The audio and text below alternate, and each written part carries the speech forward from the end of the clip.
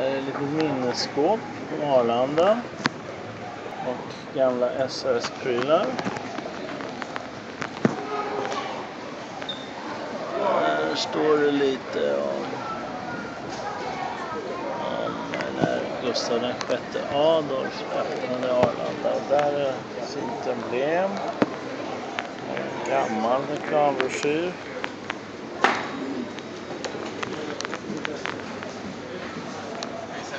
Lite design som var modern då.